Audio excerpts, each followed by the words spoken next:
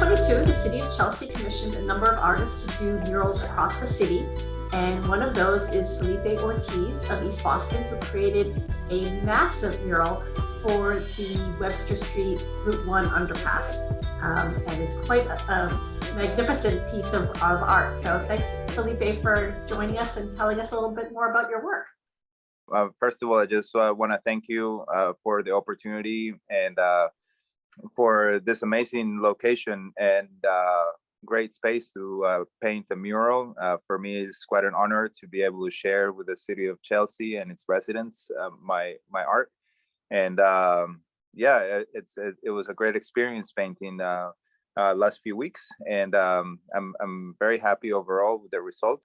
So I'm glad that you think of that was a great opportunity, because that was a very challenging site. It was dark and noisy and dirty and loud, and you really conquered the challenge that faced before you. Those spaces where we least think of maybe as a successful place for artwork, sometimes I really enjoy that challenge. It's so large of a surface. It was almost 4,000 square feet, that it definitely gives a lot of room for imagination and endless possibilities within composition, and and especially studying like the way that the traffic pattern behaves around certain times, and how the light hits the underpass, and just using different elements to make successful and fitting composition for the space. Can you talk a little bit more about how you approach that composition? I know that you have a particular way of understanding how people engage with it in the different speeds that they'll encounter the artwork. Correct. So I was thinking about it carefully, because there's definitely a different points of view to the space. Like I said, it's a highly transited area, and so cars can go by at different speeds. During rush hour, they're slow and then stationary. Regular hours, they're driving by kind of fast. There's also the pedestrians who are walking right next to it and get to see it for a little longer. So in my approach, I definitely wanted to have different elements that apply to each one of those viewers. If you drive by it at a certain speed, you can still appreciate it. It's kind of fast, and the sort of motion of the whole painting, and the sort of splash element, and a sort of abstract patterns that are in there can be appreciated at a fast speed.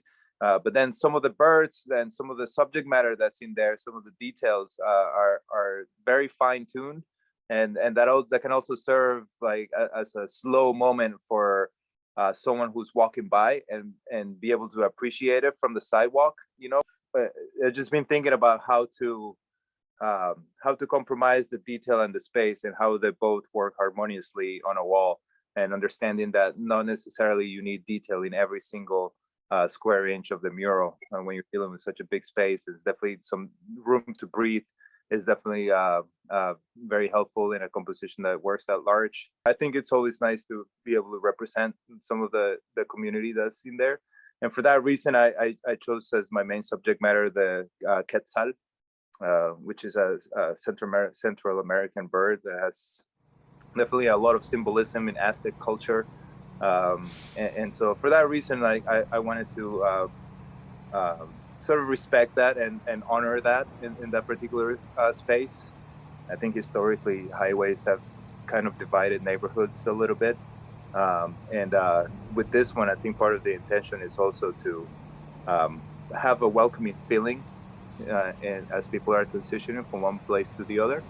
And that was something that I think I was able to integrate with the movement and color of the composition that I was painting. For me, this is probably the third or fourth project where I assemble a crew. It's been a very fun experience, challenging at times, but also like finding very cool and successful communion, I guess, between artists, and that can come together and work together. and people get to meet and get to share techniques and little tricks here and there, and so that's been super helpful to combine all those energies together. And now being local to this area, I just moved to East Boston, and so I'm familiarizing myself a little more with Chelsea. It's been very cool to drive around and see everyone else's artwork as well. It's inspiring, and I definitely see a lot more opportunity to do more of this public art intervention. So I'm excited for the future of public art in Chelsea.